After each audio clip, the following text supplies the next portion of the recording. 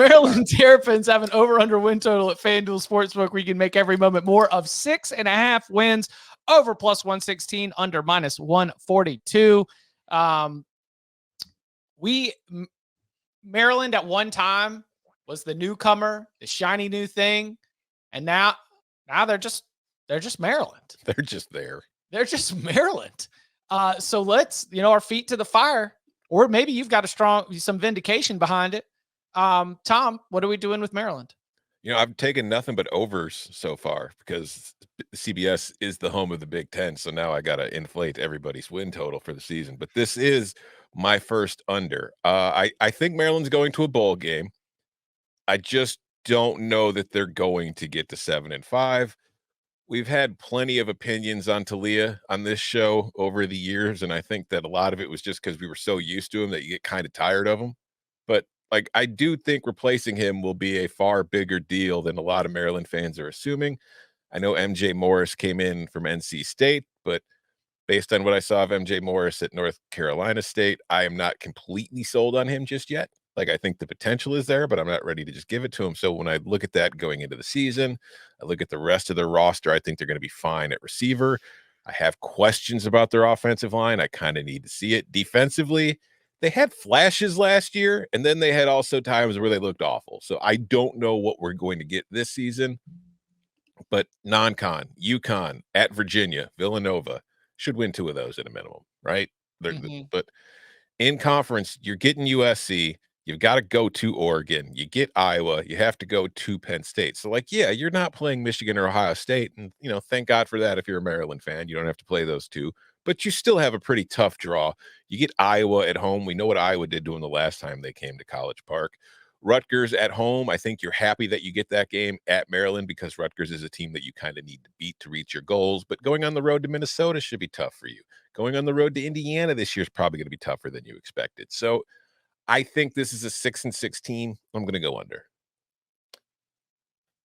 Tom stole all my analysis. Yeah, I think they probably go 6-6, but I have 5-7 as enough more likely than 7-5 that I'm going to go under here.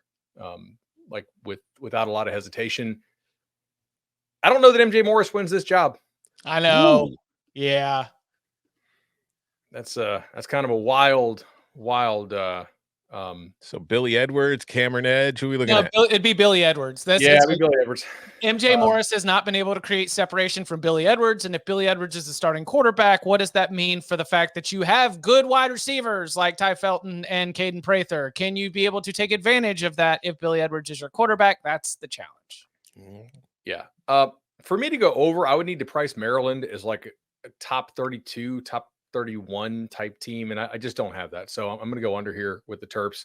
I do think that Brian Williams does a really good job with his defense, by the way. They are consistently better than I think they're going to be, and I still like the front seven a lot. The defense lost a lot in the back end.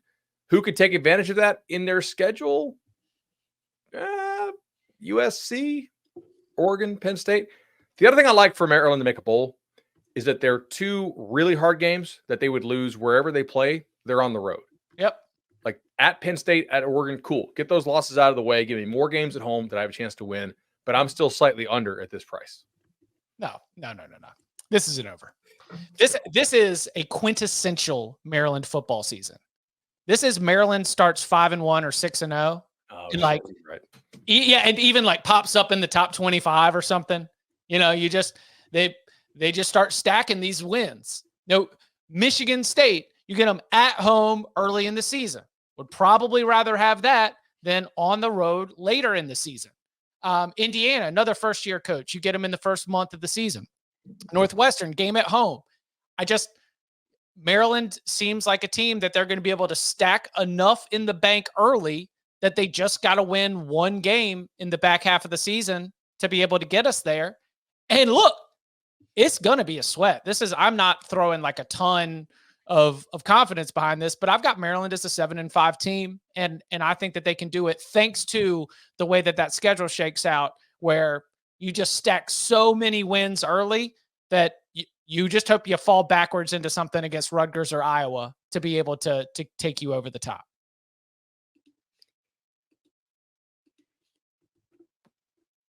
Bud? You look like you're about to say something. Can they